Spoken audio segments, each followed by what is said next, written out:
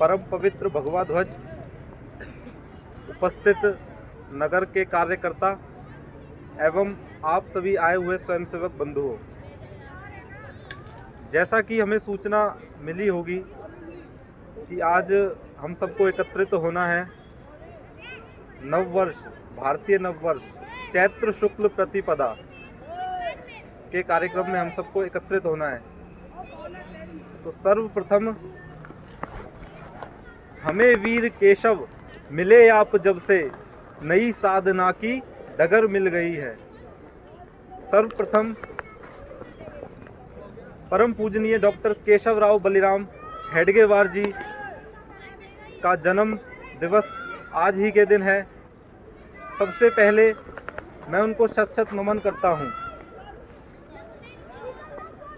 और आप सभी को इस चैत्र शुक्ल प्रतिपदा नव वर्ष की मंगलमय शुभकामनाएं प्रेषित करता हूं।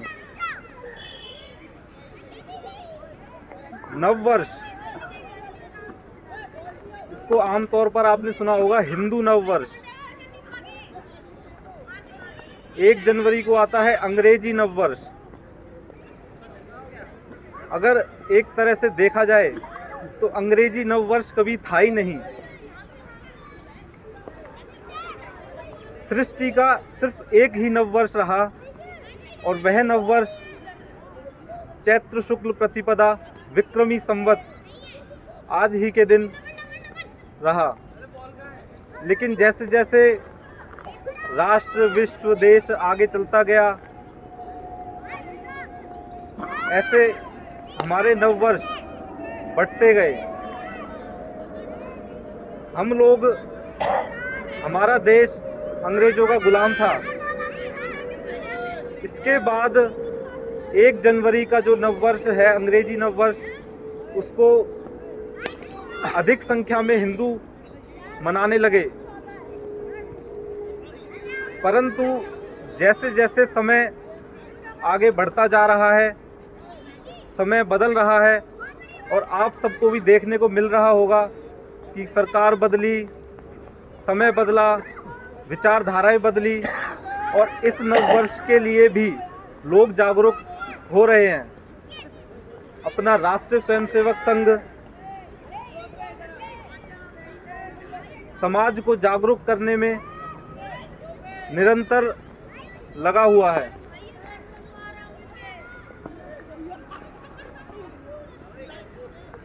यह संघ कार्य ईश्वरीय कार्य है और हम सब यहाँ उपस्थित और जितने भी कार्यक्रम हो रहे हैं, संघ के कार्यकर्ता, स्वयंसेवक, ईश्वर ने उनको चुना है इस कार्य को करने के लिए। यह हमारा सौभाग्य है कि हमें यह कार्य करने का अवसर प्राप्त हुआ। संघ कार्य करते करते कई कठिनाइयां आती होंगी, लेकिन अपना हौसला बढ़ाए रखें और इस नववर्ष ईश्वर से यही कामना है कि हम सब इस कार्य को निरंतर करते रहें। यह वर्ष राष्ट्रीय स्वयंसेवक संघ के लिए भी बहुत खास है, क्योंकि 2024 विजयदशमी पे संघ अपने 100वें वर्ष में प्रवेश किया संघ ने। तो ये 100वां वर्ष चल रहा है, शताब्दी वर्ष चल रहा है संघ का। तो इसलिए यह वर्ष संघ के लिए भी बहुत खास है। जहां अपनी शताब्दी वर्ष से पहले करीब 70,000 शाखाएं लगती थी, वह अब तक जो भी अपनी अखिल भारतीय बैठक बेंगलोर में संपन्न हुई है, उसमें इस तरीके का डाटा आया है कि शाखाएं बढ़कर 91,536 हो चुकी हैं। और अभी तो शताब्दी वर्ष चल रहा है।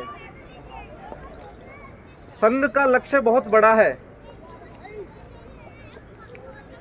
कुछ लोग बात करते हैं कि जी संघ को शताब्दी वर्ष में आ गया, 100 वर्ष हो गए, अब ये समाज में सम्मिलित हो जाएगा। लेकिन बंधुओं, अभी काम पूरा नहीं हुआ है। अभी काम बहुत है।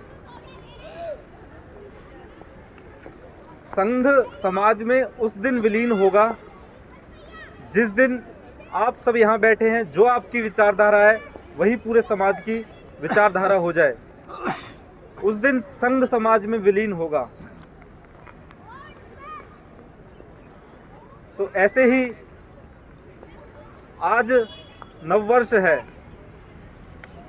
आज का दिन बहुत शुभ माना गया है। कोई भी हम नया कार्य आज के दिन शुरू कर सकते हैं। उसके पीछे अपना इतिहास में बहुत चीज़ें रहीं। जैसे शुभ क्यों है आज का दिन? सबसे पहले मैं मर्यादा पुरुषोत्तम भगवान श्री राम, जिनका राज्याभिषेक आज के दिन हुआ, जब मर्यादा पुरुषोत्तम श्री राम आज के दिन अपना राज्याभिषेक का दिन चुनते हैं तो इसके पीछे बहुत गहरा भाव है, उसको समझने की आवश्यकता है। ऐसे ही महाभारत में धर्मगुरु राजा युधिष्ठिर, उनका भी राज्याभिषेक आज ही के दिन हुआ था, इसलिए यह दिन शुभ है।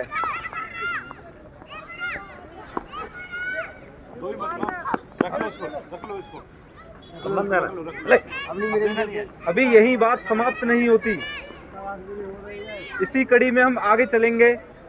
तो सम्राट विक्रमादित्य, आप सबने सुना ही होगा, सम्राट विक्रमादित्य ने राज्य स्थापित किया था, वह आज ही के दिन किया था। और एक और खास बात है, जो हम विक्रमी संवत का पहला दिन प्रारंभ होता है वो सम्राट विक्रमादित्य के नाम से ही है, विक्रमी संवत। इसी तरीके से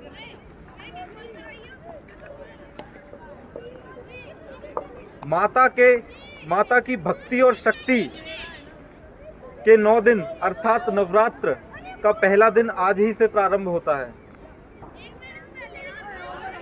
इसी कड़ी में हम अगर आगे चलेंगे, आर्य समाज की स्थापना स्वामी दयानंद सरस्वती ने आज ही के दिन की थी। तो ऐसे बहुत सारे काम आज ही के दिन हुए हैं। और ध्यान में आता है कि सिखों के दूसरे गुरु श्री अंगद देव जी, उनका जन्म दिवस भी आज ही है। इसको आगे बढ़ाते हुए सिंध प्रांत के रक्षक, समाज रक्षक, वरुण अवतार भगवान झूलेलाल जी आज ही के दिन प्रकट हुए थे। तो यह आज का दिन बहुत खास है।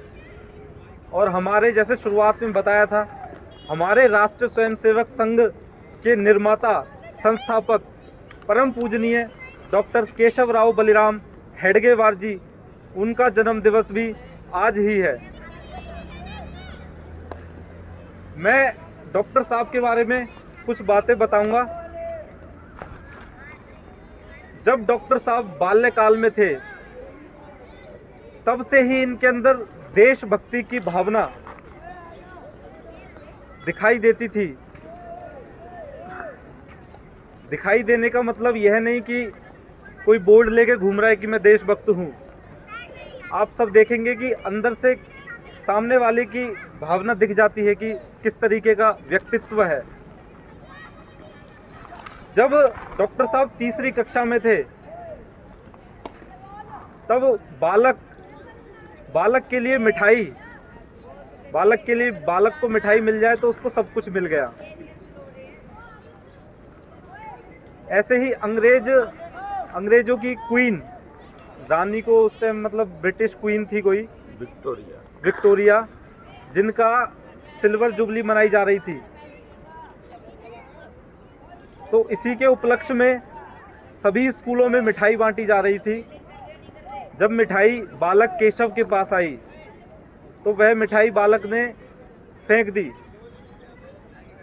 यह दृश्य देख सभी शिक्षकों ने उसको घेर लिया कि ये तूने मिठाई इसमें क्यों फेंक दी।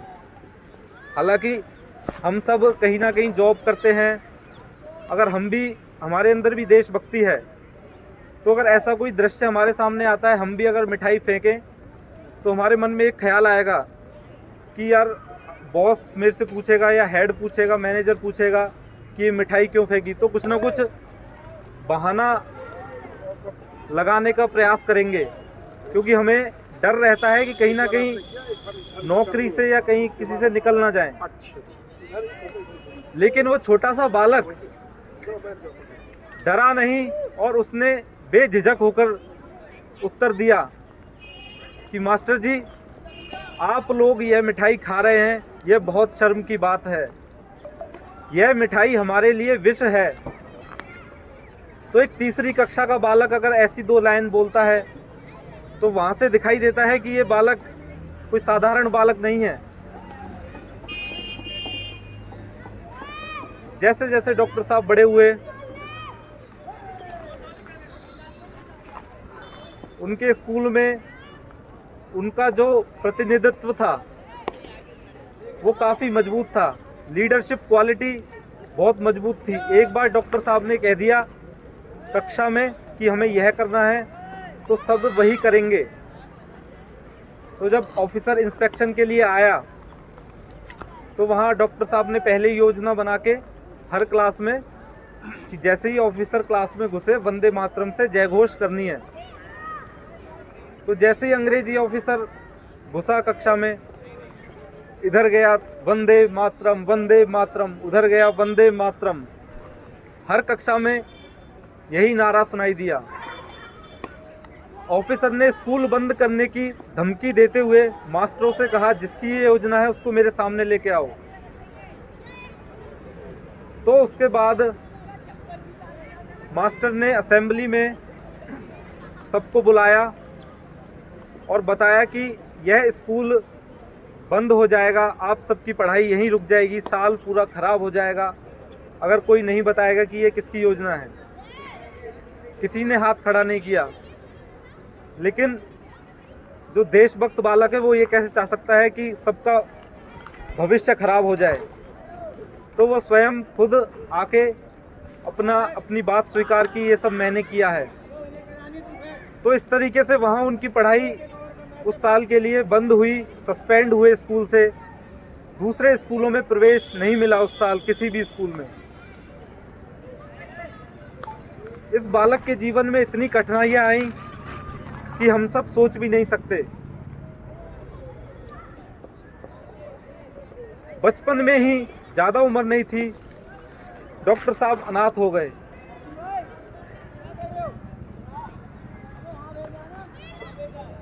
इनके जीवन में ऐसी नौबत आई कि सुबह निकले हैं तो शाम को पता नहीं कि खाना मिलेगा नहीं मिलेगा, दिन में खाना मिलेगा नहीं मिलेगा, लेकिन फिर भी कुछ ना कुछ प्रयोग करते रहते थे। ये बहुत अच्छी बात थी इनके अंदर, कभी हार नहीं मानी। यहाँ तक कि इन्होंने रोड की लाइट के नीचे पढ़ाई करी है।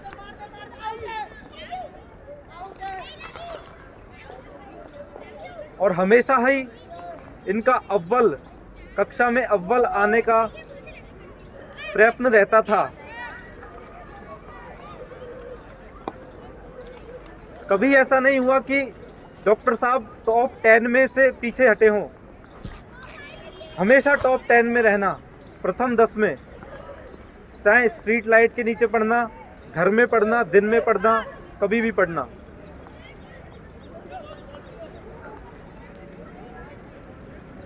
और अगर इनके शारीरिक की बात करें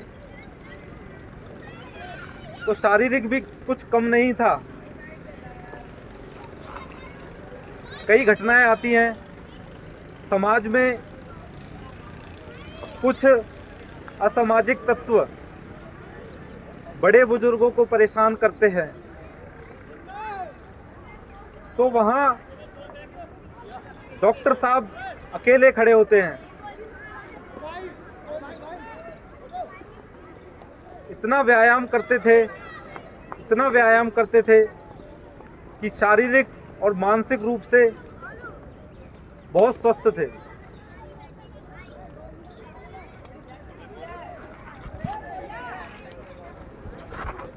ऐसे ही अपनी पढ़ाई करने के लिए डॉक्टर साहब कलकत्ता गए और जैसे जैसे डॉक्टर साहब बड़े होते गए,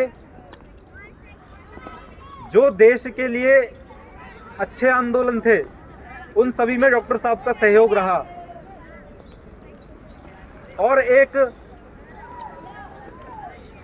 संचालन टोली में रहे हमेशा किसी भी आंदोलन में। डॉक्टर साहब के इतिहास से पता चलता है कि डॉक्टर साहब कांग्रेस में भी रहे, क्योंकि जब तक हम किसी चीज में जुड़ते नहीं है, समझते नहीं है, तो उसके विचारों का पता नहीं चलता। लोग तो राष्ट्रीय स्वयंसेवक संघ को भी आतंकवादी संगठन कहते हैं,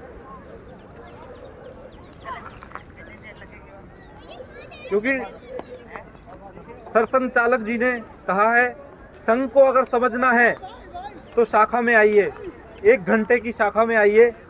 संघ क्या है, पूरा संघ 1 घंटे की शाखा में आपको पता चल जाएगा। तो ऐसे ही कांग्रेस में जुड़े, कुछ समय कांग्रेस में दिया, अच्छे पदों पर रहे, लेकिन नहीं, उनके समझ में नहीं आया कि यह कांग्रेस की विचारधारा उनकी विचारधारा से बहुत विपरीत है। डॉक्टर साहब ने बहुत प्रयोग किए, लेकिन डॉक्टरी की पढ़ाई करने के बाद प्रयोग करते करते एक ऐसे निष्कर्ष पे पहुंचे, उनके मन में ख्याल आया एक संगठन हिंदुओं को एक करने का। उस टाइम राष्ट्रीय स्वयंसेवक संघ की परिकल्पना नहीं थी, ना ही ये परिकल्पना थी कि यह संगठन इतना बड़ा हो जाएगा, इतना वटवृक्ष हो जाएगा, दुनिया का सबसे बड़ा संगठन कहलाएगा। परंतु जब डॉक्टर साहब ने डॉक्टरी की पढ़ाई करने के बाद कुछ विद्यार्थी स्वयंसेवकों के साथ एक शाखा लगाई, तब लोग उनको देख के हंसते थे कि ये डॉक्टर अपनी डॉक्टरी का काम तो कर नहीं रहा, अपने घर की स्थिति सही नहीं कर रहा और यहाँ बच्चों के साथ टाइम पास कर रहा है।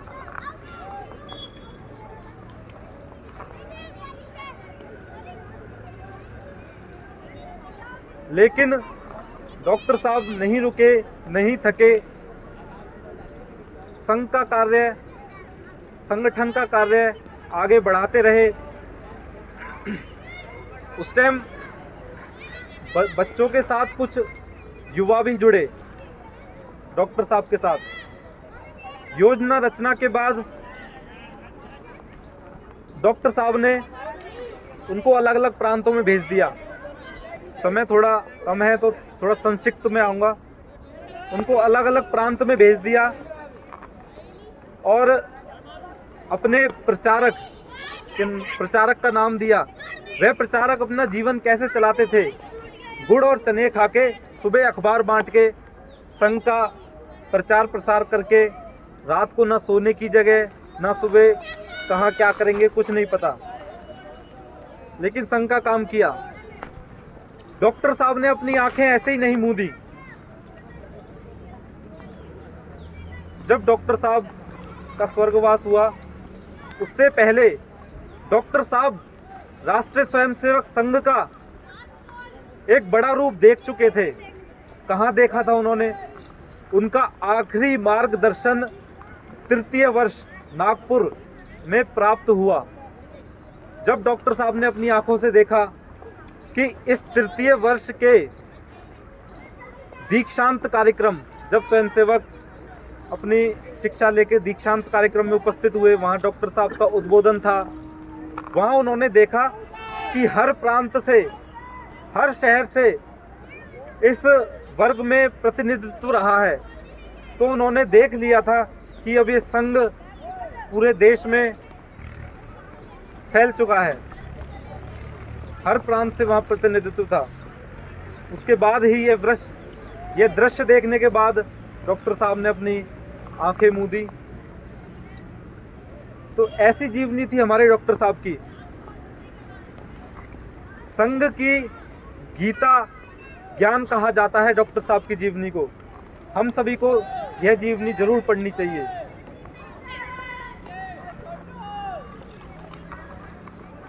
इसी विषय में आगे चलते हुए,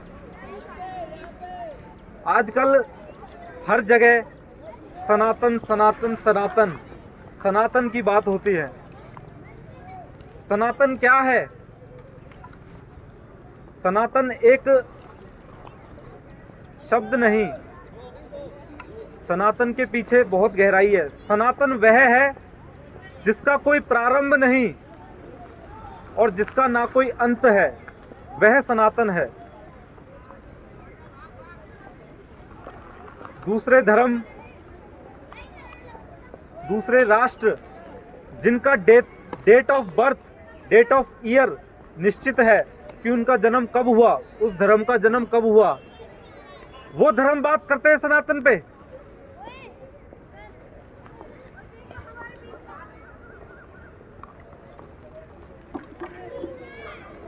सनातन एक समझने का विषय है, एक जानने का विषय है, एक सोचने का विषय है।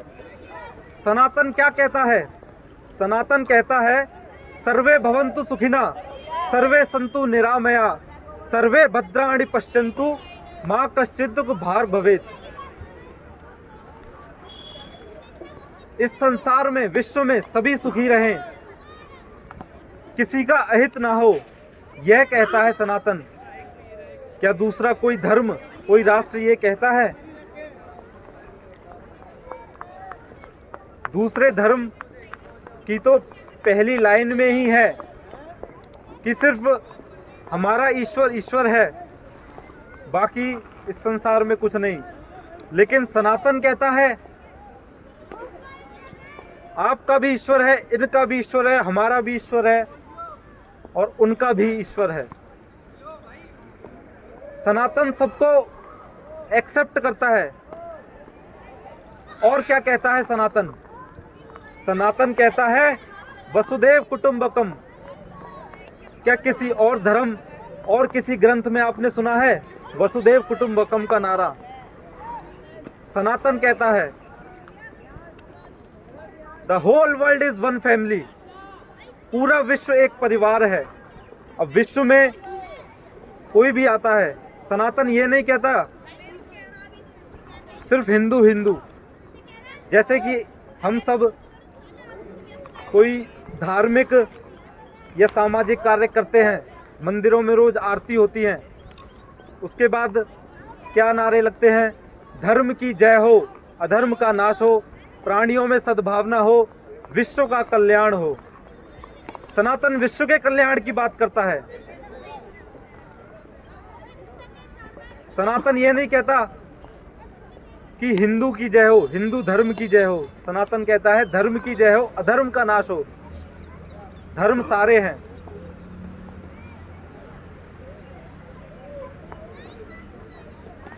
ऐसे ही सनातन को समझने की आवश्यकता है। जब हम समझेंगे तभी हम आगे समझाएंगे कि सनातन क्या है। जैसे अपने समाज में लव जिहाद की घटनाएं दिन ब दिन बढ़ रही हैं। क्या आपको लगता है कि इसमें हमारी भी कुछ कमी है? कमी है तभी बढ़ रही हैं। क्या हम बैठते हैं अपने परिवार के साथ हफ्ते में एक दिन, एक घंटा? कभी आप सबने किया भी होगा, मैं ऐसा नहीं कह रहा कि नहीं किया होगा। कहने का भावार्थ ये है कि अगर हम करते हैं तो औरों को भी करवाएं। घर में बैठना, परिवार के साथ बैठना, बच्चों को बचपन से सनातन के बारे में बताना, बच्चों को महापुरुषों के बारे में बताना। हम कितनी कहानियां सुनाते हैं, कितनी जीवनी हमने पढ़ी है अपने महापुरुषों की। 7 लाख महापुरुष हैं हमारे, जिन्होंने इस देश को आज़ाद कराने के लिए अपना सर्वस्व बलिदान कर दिया। तो जब हम पढ़ेंगे, अपने परिवार में इस विषय को घोलकर पिला देंगे, इस समाज में इस विषय को घोलकर पिला देंगे, तो कोई भी आतंकवादी संगठन इस देश की तरफ आंख उठाकर नहीं देखेगा, लव जिहाद करने की हिम्मत नहीं होगी।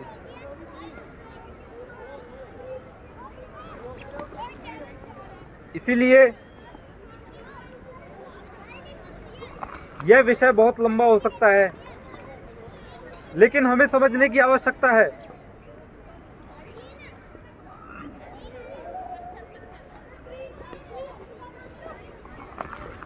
अभी संघ में जो अखिल भारतीय बैठक हुई, अभी मार्च में हुई है, अभी आपके सामने वो विषय भी आ जाएंगे, परंतु कुछ जरूरी विषय जो हैं मैं एक बार बता देता हूं। अभी संघ जो शताब्दी वर्ष में किस कार्य पर ध्यान देगा, किस कार्य पर आगे भविष्य में फोकस करेगा, पंच परिवर्तन। हमें अपने अंदर, अपने से शुरुआत करते हुए पूरे समाज में पंच परिवर्तन करते हैं। पंच परिवर्तन कौन से हैं? पहला, कुटुंब प्रबोधन। कुटुंब प्रबोधन अपनी गतिविधि है। इसके तहत आपके पास भी फोन, मैसेज, सूचनाएं आती होंगी कि अपने परिवार में 1 घंटा बैठे। यही विषय है कि सनातन विषय हो, महापुरुष विषय हो, कोई भी विषय हो, अगर आप परिवार के साथ हफ्ते में 1 दिन 1 घंटा निश्चित करके बैठ गए तो कोई भी विषय हम अपनी जड़ तक पहुंचा सकते हैं, अपनी हर पीढ़ी तक पहुंचा सकते हैं। तो यह विषय पीढ़ियों तक जाना चाहिए। दूसरा विषय आता है सामाजिक समरसता। अभी आप देखते होंगे जब भी कभी चुनाव आता है, चुनाव में न्यूज़ वाले, हरियाणा का ही एग्जाम्पल लो, चुनाव में न्यूज़ वाले कहते हैं हरियाणा में जाट इतने % है, दलित इतने % है, ठाकुर इतने % है, गुर्जर इतने % है, वगैरह वगैरह। और एक आता है कि मुसलमान इतने % है। मुसलमानों में भी बहुत जातियां होती हैं, लेकिन कभी सोचा है क्यों नहीं बांटते? तो यह विषय बहुत गंभीर है। इसके अंदर जितना हम अध्ययन कर सकें उतना अध्ययन होगा। इसीलिए संघ ने सामाजिक समरसता, इस तरह का एक परिवर्तन समाज में लेके आना है। ये जो 2 काम बताए, ये कोई छोटे काम नहीं है, बहुत बड़े हैं। पहले काम से हम हर पीढ़ी तक अपने विषय पहुंचा सकते हैं, दूसरे से समाज को एक कर सकते हैं। आरएसएस का उद्देश्य क्या है? कई लोग कहते हैं परम वैभव पर ले जाना, ये है उद्देश्य, ये परम उद्देश्य है। लेकिन वहाँ जाएगा कैसे? जब समाज, हिंदू संगठन संगठित होगा। जिस दिन हमारा समाज एक सूत्र में बंध जाएगा, उस दिन परम वैभव पर जाने से कोई नहीं रोक सकता। ज़्यादा लंबा ना करते हुए तीसरे विषय पर आता हूँ। हमारा जो तीसरा विषय है, स्वदेशी जीवन शैली। स्वदेशी यानी क्या? सुबह की शुरुआत हम मंजन, ब्रश, टूथपेस्ट इससे करते हैं। हमें समझना चाहिए क्या वह स्वदेशी है। और अगर कुछ लोग पतंजलि पे भी कहते हैं, मैंने कईयों के मुंह से सुना है, मतलब अपने स्वयंसेवक हैं, विचारधारा है, लेकिन उनके कुछ अनुभव कड़वे रहे होंगे, तो वो कहते हैं जी पतंजलि से तो हमारे दांत घिसते हैं। अगर आपको ऐसा लगता है तो दातुन करिए, पतंजलि पे भी क्यों खर्चा करना। पर ऐसा नहीं है। पतंजलि का कुछ लोग कहते हैं कि बाबा ने हजारों करोड़ों का बिजनेस खड़ा कर दिया। क्या बाबा ने किसी को रोजगार नहीं दिया? क्या वो पैसा बाहर जाता है? पैसा अपने घर में ही है, अपने देश में ही है, अपने समाज में ही है। तो ऐसी जो भ्रांतियां फैली हुई हैं, इन्हें हमें दूर करना है और एक स्वदेशी जीवन शैली अपनाना है। सबसे पहले अपने शुरुआत करेंगे कि दिन की शुरुआत से रात में सोने से पहले क्या हम पूर्ण स्वदेशी हो चुके हैं? नहीं है तो धीरे धीरे करेंगे। तो ये तीसरा अपना पंच परिवर्तन जो समाज में लाना है वो यह था। आखिरी के 2 गतिविधियों से हटके हैं, पर्यावरण और जल संरक्षण। पर्यावरण और जल दोनों ही बहुत महत्वपूर्ण विषय हैं।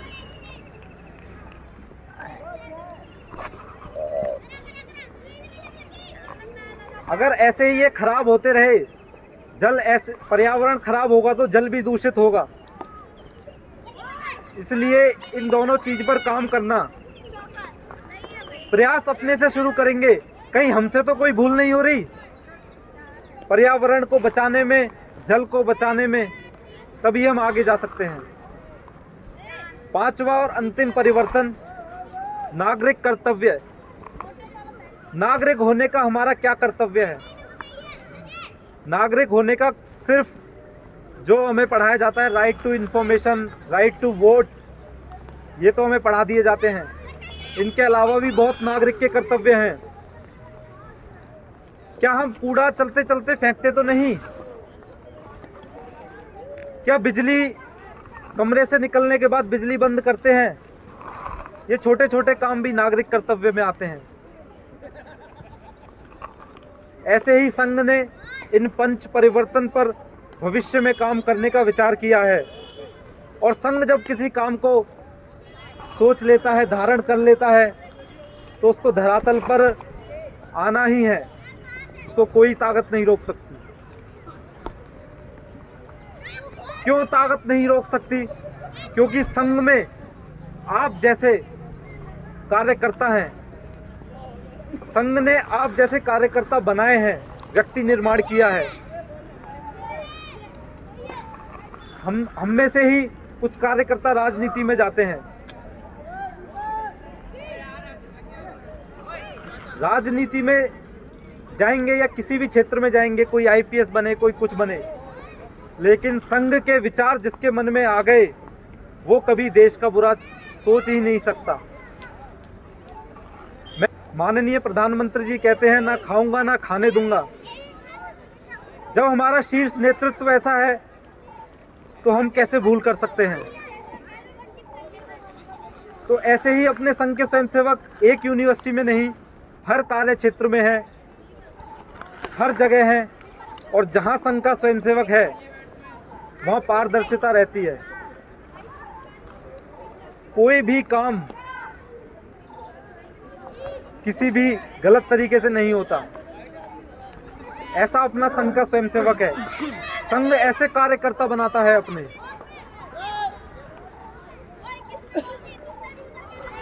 इस बात को समाप्त करते हुए आगे एक आखिरी बात पर चलता हूं, जो कि बहुत महत्वपूर्ण है और आप सबको यह ध्यान से, वैसे तो किसी भी उत्सव के बारे में सबसे पहले बताया जाता है, परंतु उत्सव का विषय मैं आखिरी में इसलिए ले रहा हूं क्योंकि कभी कभार मन बड़ा चंचल है, इधर उधर विचलित हो जाता है, कुछ विषय नहीं सुन पाते, ध्यान में नहीं रहते। उत्सव यानी क्या? प्राचीन काल से चला आ रहा है। हमारे सनातन में बहुत उत्सव होते हैं, परंतु संघ ने जिन 6 उत्सवों को मनाने का निर्वहन किया है, उनमें से पहला उत्सव आज ही का दिन चैत्र शुक्ल प्रतिपदा विक्रमी संवत नववर्ष है। उत्सव दिखने में तो बहुत छोटा सा शब्द है, लेकिन इसके पीछे का भाव, इसके पीछे का सार बहुत गहरा है। उत्सव को अगर हमने भी 1 जनवरी की तरह पटाखे फोड़कर, पार्टियां कर कर, नाच कर, हर्षोल्लास कर कर घर जाके सो गए तो वो उत्सव का कोई फायदा नहीं। यही होता है ना, 1 जनवरी को मदिरा पीते हैं, लेकिन हमारे नव वर्ष पर क्या होता है, मदिरा पीने वाला भी छोड़ देता है क्योंकि नवरात्र शुरू हो रहे हैं। मांस खाने वाला भी छोड़ देता है क्योंकि नवरात्र शुरू हो रहे हैं। पहला दिन है, इतना शुभ दिन है, इसीलिए इस दिन कुछ खास है और इस उत्सव पर हम कुछ ना कुछ संकल्प लेकर जाएं। संकल्प कोई भी हो सकता है। हमारे अंदर, मनुष्य के अंदर बहुत कमियां होती हैं। ऐसा नहीं है कि हम में से कभी किसी ने झूठ नहीं बोला होगा। कहीं ना कहीं किसी भी परिस्थिति में जो झूठ देश समाज के काम आए, कहते हैं वो सही है। जैसे हमारे शिवाजी महाराज ने साम दाम दंड भेद से युद्ध जीते, तो ऐसी चीज सही है। परंतु कुछ एक कमी को हर एक उत्सव पे संकल्प लेकर हम दूर करें, ऐसा हमें निश्चय करना चाहिए, ऐसा संकल्प लेना चाहिए। और आज इस शुभ दिन पर यह संकल्प लेना चाहिए और उस संकल्प को पूरा करने के लिए अपना जी जान लगा देनी चाहिए।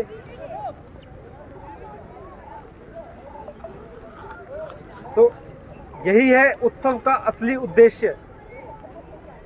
कुछ ना कुछ अच्छा संकल्प ले, एक कमी अपने से दूर करें। हजारों कमियां हैं हमारे अंदर, कोई छोटी से छोटी कमी से शुरू करें।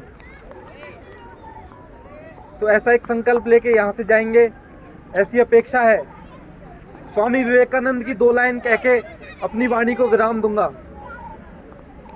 इस संकल्प को पूरा करने में आपको बहुत मदद करेंगी। आपने सुनी होंगी, पर सुना हुआ चीज फॉलो करनी बहुत जरूरी है।